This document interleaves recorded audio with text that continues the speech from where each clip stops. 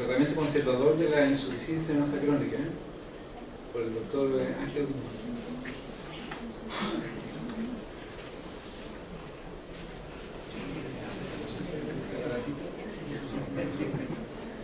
Bueno, buenas tardes nuevamente, nos vemos y sigo asombrado por la audacia de los organizadores de este evento que me han pedido una segunda charla.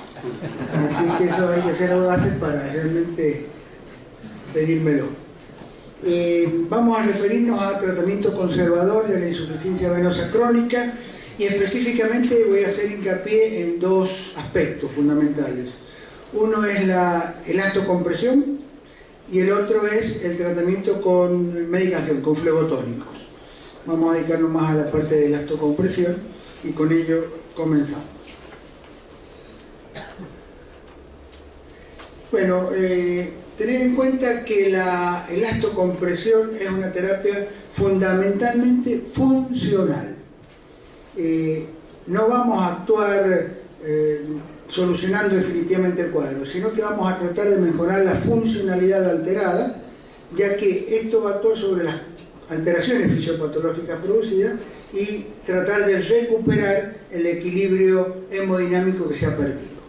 O sea, esa es la finalidad que tiene la elastocompresión, fundamental y muy importante en la patología de la insuficiencia venosa crónica. Como dice el slide, es un medio físico de tratamiento que aplicado sobre una superficie corporal tiene acciones y efectos ¿a qué niveles? A nivel de la macrocirculación, a nivel de la microcirculación y a nivel de las estructuras tisulares, como ya en su momento definieron Bricio y el doctor Alegras. La compresión, como yo me referí recién, no es un tratamiento etiológico, sino que es netamente sintomático y profiláctico para evitar las complicaciones que a futuro se pueden producir por la hipertensión venosa. Es decir, que ejerce sobre la superficie de la extremidad afectada una presión externa, presión que está destinada a contrarrestar la hipertensión venosa, provocada por las distintas patologías que ustedes ya conocen. Esto ayuda a combatir el edema, que es el resultante de la éstasis venosa, que a su vez mantiene la hipertensión venosa generadora de toda esta patología. Entonces, es un tratamiento funcional, profiláctico, pero no etiológico. La presión venosa es la presión que ejerce la columna o el peso de la columna de sangre medido desde el pie hasta la aurícula derecha. En condiciones normales, en un individuo de pie, la presión venosa debe oscilar entre los 80 y 90 milímetros de mercurio. Ahora, al caminar, que es cuando el bombeo, como ya lo explicaron los relatores que me precedieron recién, al caminar, la contracción muscular de la pantorrilla actúa como una bomba impelente, empujando el contenido sanguíneo de las venas en dirección hacia arriba. Por lo tanto, al estar el individuo de pie sin movimiento y tenemos una presión de 80 a 90 milímetros, en la contracción de la bomba muscular de la pantorrilla, la movilidad debe indudablemente hacer caer esa presión venosa. Entonces, en un individuo normovenoso y sin patología, la presión al caminar puede descender hasta 25 a 30 milímetros de mercurio. Ahora, la situación cambia cuando, en un paciente varicoso esencial, en donde si bien la contracción muscular se puede producir, a la vez ya venas dilatadas, esa hipertensión, esa presión venosa no desciende a los niveles esperados normales, sino que llega hasta aproximadamente solo 45 milímetros de mercurio. Pero en un paciente varicoso, al que se le agrega una insuficiencia de las venas perforantes, el descenso es solo de 80 a 90 a 65 milímetros de mercurio. Vemos que el descenso es muy poco. Y en un paciente con un síndrome postrombótico, el descenso es muy mínimo, solamente unos 10 a 15 milímetros de mercurio, llegando a 70. O sea, vemos que estos pacientes, especialmente el varicoso con una insuficiencia perforante y el síndrome postrombótico, mantienen, pese a la deambulación, una hipertensión venosa elevada que va a generar, como vamos a ver a continuación, una serie de trastornos. Hablamos de presión crítica, aquella presión que supera los 60 milímetros de mercurio con el paciente deambulando. ¿Por qué presión crítica? Porque en este nivel de presión y para arriba no se permite eliminar los catabolitos tisulares ni celulares que se producen. Y esos catabolitos van a ser los que a la larga van a, junto con la hipertensión, a provocar todos los trastornos tróficos que nosotros vemos en un paciente con una insuficiencia venosa crónica. Por eso, todo aquello que supere los 60 milímetros, hablamos de presión crítica. Pero hay otro dato más. La úlcera venosa, para producirse, necesita una presión venosa ambulatoria mayor de 40 milímetros de mercurio. Y vemos que en el paciente con un síndrome postrombótico, en el paciente con un varicoso con una insuficiencia perforante o aún en el varicoso esencial, la presión al caminar siempre estuvo por encima de los 40 milímetros. Si cualquiera de estos tres pacientes, estas tres condiciones, pueden llevar a favorecer la génesis de una úlcera venosa. Esto ya en el año 1964 lo definieron Arnoldi y Lindbergh. La hipertensión venosa puede actuar sobre la insuficiencia valvular ¿de qué sectores? De lo que ya se mencionó, del sistema venoso superficial, del sistema venoso profundo o del sistema venoso perforante. A esos tres niveles, actuando sobre la insuficiencia valvular, puede generarse en el tiempo una hipertensión venosa. Pero a su vez también puede deberse a lo que ya se mencionó, a una obstrucción venosa, por ejemplo, en una trombosis venosa profunda, que va a generar hipertensión venosa distal. Y también puede deberse a una falla de las que hoy conocemos como las vías. Las vías son las bombas, impulso, aspirativas de los miembros inferiores. La bomba impulso aspirativa es un conjunto que está conformado por músculos, el sistema venoso, el sistema articular u óseo de los miembros inferiores. Juntos conforman lo que hoy se acepta y se llama en todos lados las vías, las bombas de impulso aspirativo. Una falla a nivel de ellas no favorece el retorno venoso, favorece el éxtasis circulatorio, la hipertensión venosa y toda la secuela, esa cascada de situaciones fisiopatológicas que pueden desembocar en las úlceras o alguna otra complicación. Entrando ya específicamente en el tema de elastocompresión, vamos a decir que tanto que hablemos de vendas elásticas como de medias elásticas, ellas se van a regir por una ley que es la ley de Laplace. Una fórmula un poquito más fácil que la que presentó el doctor recién. Y la ley de Laplace es una ley que dice que la presión que ejerce el tejido, ya sea la venda o la media elástica, sobre el miembro es directamente proporcional a la tensión del tejido de ese elemento e inversamente proporcional al radio de curvatura. ¿Qué nos interesa esta fórmula? Básicamente un dato, el radio de curvatura. A menor radio de curvatura, como es inversamente proporcional, es mayor la presión. Y en el miembro inferior, ¿dónde tenemos el menor radio de curvatura en forma normal? A nivel del tobillo. Por eso siempre la presión en las medias elásticas se va a determinar por la presión que esa media tiene a nivel del tobillo. Eso es muy importante tenerlo en cuenta, porque es el lugar donde la presión es mayor porque el radio es menor. Y a medida que vamos ascendiendo en el miembro y va aumentando el diámetro, ese radio de curvatura va siendo mayor, por lo tanto la presión que se ejerce es menor. Por eso las medias realmente efectivas y las realmente terapéuticamente confeccionadas tienen una presión que es decreciente, un gradiente de presión que va desde el tobillo hacia el muslo para favorecer el retorno venoso. Tenemos que tener en cuenta, y algo se mencionó, dos factores acá, lo que se llama presión de reposo y lo que se llama presión de trabajo. La presión de reposo, como dice ahí, es la presión que se mide durante la relajación muscular. Es decir, es la presión que ejerce directamente el vendaje sobre el miembro, o sea, sobre los tejidos y los vasos. Eso ya lo determinó Cruzan hace ya más de 20 y pico de años.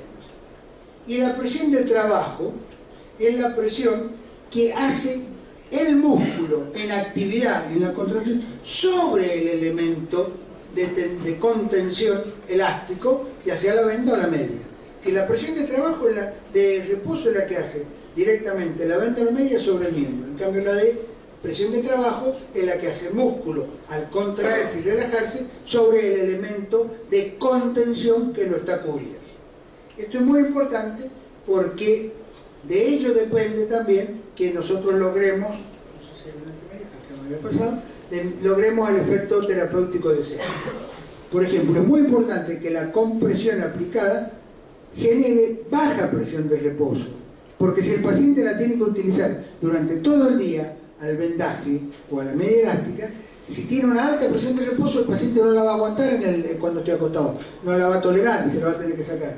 Por lo tanto, un vendaje debe generar baja presión de reposo y alta presión de trabajo para que ayude a la actividad muscular al retorno venoso. La compresión nunca, acuérdense lo de la presión que hablamos recién, de la presión venosa de 80 y cómo va bajando en las distintas categorías, nunca debe elevar la presión venosa, porque si no nunca lograríamos el descenso óptimo que queremos y ayudar al retorno.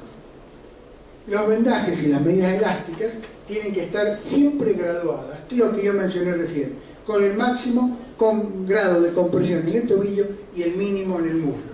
Y era la imagen que veíamos. Lo ideal es que la compresión, por ejemplo, en una media elástica sea 100% a nivel del tobillo, descienda un 50% en la pierna y que sea del 30% en el muslo. Ahí nosotros nos estamos asegurando una presión de trabajo óptima y una presión de reposo que no le afecte al paciente. Esos son los datos que uno tiene que tener más o menos presente cuando se indique o cuando se controle una media de compresión. Las vendas de compresión las podemos dividir en dos. Las inelásticas, que tienen una baja presión de reposo y una alta de trabajo, por ejemplo, las que todos ustedes conocen, la bota de una.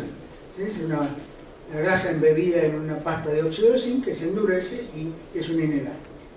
Y las vendas elásticas, que tienen una presión sostenida en reposo y en el ejercicio. Actúan básicamente sobre el sistema venoso superficial. Pero a lo que vamos a hacer más hincapié, que fue un poco lo que me habían solicitado, es hablar sobre las medias, cómo las podemos indicar, cuándo las debemos indicar. Las medias elásticas, en cuanto a su extensión, pueden ser de tres tipos. Las medias bajo rodilla o 3/4. Normalmente nosotros no recomendamos utilizarlas de bajo rodilla y especialmente bien inmediatamente bajo la rodilla. Hay muchas venas que son más superficiales y a veces esto actúa comprimiéndolas, entonces no es lo más recomendable. A medio muslo o 7/8, según la marca las determinan así, 7/8, o las panties o medibachas. Las presiones con la media elástica pueden ir desde 15 milímetros a más de 49 milímetros de presión. La presión, bueno, lo mismo que dijimos, la presión a nivel del tobillo es la clave del tratamiento. Por eso nosotros debemos saber exactamente qué medida y con qué compresión estamos solicitando. Y en cuanto a la graduación que ellas tienen como la presión que ejercen, nosotros hablamos de medias clase 1, las que tienen una presión de 15 a 20 milímetros de mercurio, 15 o 21 de acuerdo a la marca, clase 2 de 20 a 30, clase 3 de 30 a 40 y clase 4 de más de 40. Los números que están puestos al lado dependen de algunas otras marcas, pero que lo califican, pero más o menos estamos en estos rangos que es importante. Entonces, estas son, recuerden, las clases y las presiones que se ejercen en cada clase. ¿Cuándo indicaríamos tal compresión o tal clase media y en qué casos? Hay una clase 1 que se recomendaría a pacientes con sintomatología venosa, por ejemplo, varices reticulares autoangiectasias, aquel paciente que tiene un edema mínimo, o varices discretas del embarazo. Clase 1, de 15 a 20 milímetros de mercurio. La clase 2, 20 a 30 milímetros, la indicamos en los pacientes que tienen ya varices tronculares con una insuficiencia venosa crónica, es decir, de varios años de evolución, cuando hay una mínima induración de los tejidos, en las varices del embarazo pero que aún no tienen edema, en los postoperatorios de cirugías varicosas o en los tratamientos de esclerosis, de posescleroterapia. Grado 2, de 20 a 30 milímetros. La clase 3, de 30 a 40 milímetros, ya hablamos de patología más severa, de más tiempo de evolución y con mayor compromiso venoso y tisular. insuficiencia venosa con trastornos tróficos más importantes, en el síndrome postrombótico, en las úlceras de pierna, en las angiodisplasias, en la insuficiencia venosa profunda, como dijo esta mañana la doctora Srur, en los linfedemas, siempre es de 30 para arriba, los linfedemas reversibles, y en el lipedema al que hicimos mención esta mañana. También utilizamos este tipo de compresión. Y en la clase 4, de 40 milímetros en adelante, en aquellos edemas muy indurados, de una consistencia ya leñosa importante, en las hipodermitis severas crónicas o en los linfedemas irreversibles, en donde lo que necesitamos es un método de contención importante y de magnitud.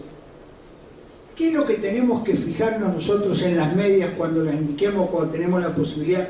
Por ahí el paciente dice, doctor, tengo esta media, ¿me sirve? ¿Es útil? ¿Usted qué me dice? Que tenga una compresión decreciente, hay que medirla, hay que poner el puño a veces a nivel del tobillo a ver qué compresión ejerce. Que tenga extensibilidad en ambos sentidos, transversal y longitudinal. Que tenga un tejido aireado para permitir la evaporación, porque si no la transpiración, la humedad queda y va dañando a la media. Cuando la compresión es muy alta, es muy importante que la media no tenga punta, porque si tiene punta, o sea, que sea sin puntera, porque si tiene punta, comprime mucho los dedos y puede, pacientes añosos y con un trastorno a nivel de la microcirculación arterial, provocarle lesiones. Que se adapte bien a la anatomía de la pierna, puede tener la compresión exacta, pero el talle no se ajusta al del paciente. De pronto tenemos una compresión correcta, pero medias que le quedan muy grandes, o algunas que le quedan muy pequeñas y que tienen un sufrimiento real. Que la compresión siempre sea medida a nivel del tobillo, que tenga un material hipoalergénico y que no tenga costuras para que no moleste. Ahora, en el año 2016 se realizaron las guías latinoamericanas de terapéutica para patología venosa, y ahí se hizo una clasificación en base a una definición en base del tipo de media, en base a la clasificación SEA. En la grado 0, que prácticamente no había patología, salvo el paciente puede referir a veces pesadez o un leve edema postural, medias clase 1. Dijimos de 15 a 20 milímetros de mercurio. En el SEA grado 1, en donde hay telangiectasias, varices reticulares, que pueden o no cursar con sintomatología, medias clase 1, lo mismo, 15 a 20 milímetros de mercurio.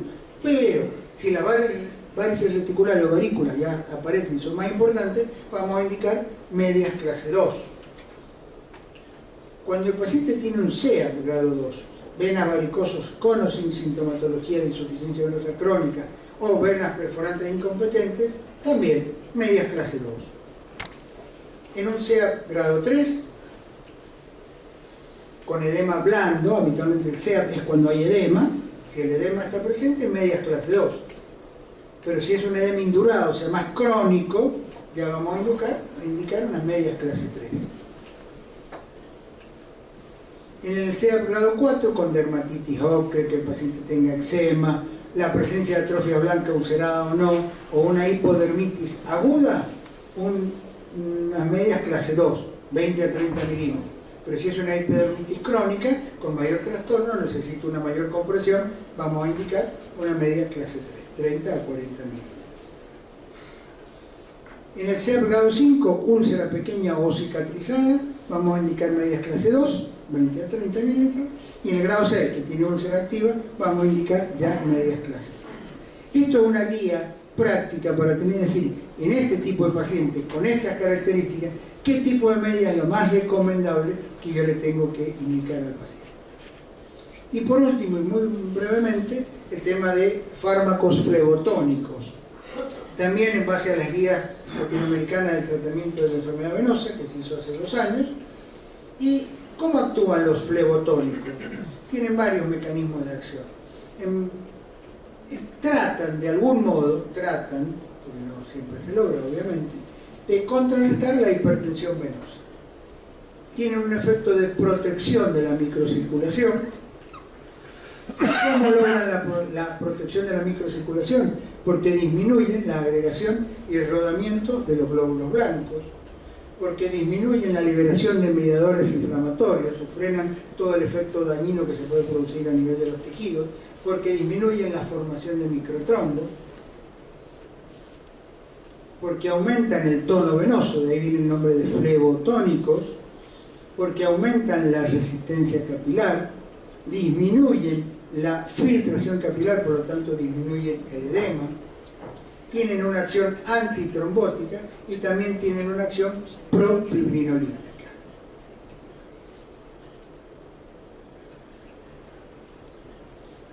Tenemos acá la presencia de los más comúnmente usados. He elegido de todos los que hay, los que más frecuentemente se usan, los que tienen algún apoyo de investigación atrás para que podamos guiarnos un poquito en sus efectos positivos.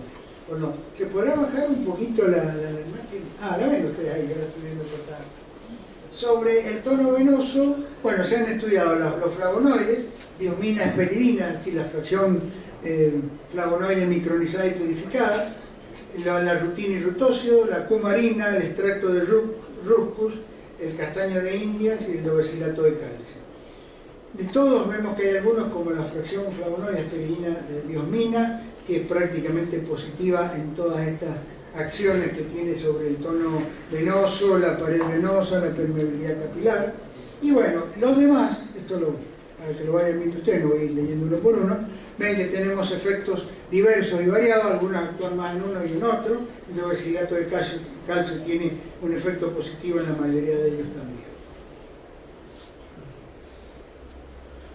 Y luego existen las guías prácticas clínicas que se hizo en American Venous Forum, que coincidentemente se trabajó con la Unión Internacional de Angiología y la Unión Internacional de Flebología, para recomendar los flebotónicos de acuerdo a los grados de evidencia, la calidad de la evidencia y el nivel de evidencia finalmente. También lo pueden ver acá, siendo la fracción flavonoide micronizada y purificada, o sea, la combinación de diosmina y hesperidina, la que tendría una recomendación de uso más fuerte, con una calidad de evidencia moderada, siendo el nivel de evidencia 1B. 1A es el nivel de evidencia máximo y preferible, no lo logra ninguno, y todos los demás, tanto los rutóxidos, el ruscus, castaño de India y el dobecilato de calcio, estarían con un nivel de evidencia 2B. En cuanto a la dosis, es variable de acuerdo al paciente y es variable de acuerdo al medicamento. Nosotros preferimos hablar de la dosis terapéutica eficaz. No es lo mismo indicarle a un paciente que pese 150 kilos una dosis que los mismos pacientes que tiene 48 o 50 kilos de peso. Entonces, dosis terapéutica eficaz. Pero como dosis orientativa, hablamos que para la fracción flavonoide micronizada purificada, hesperidina diosmina, 1000 miligramos diarios.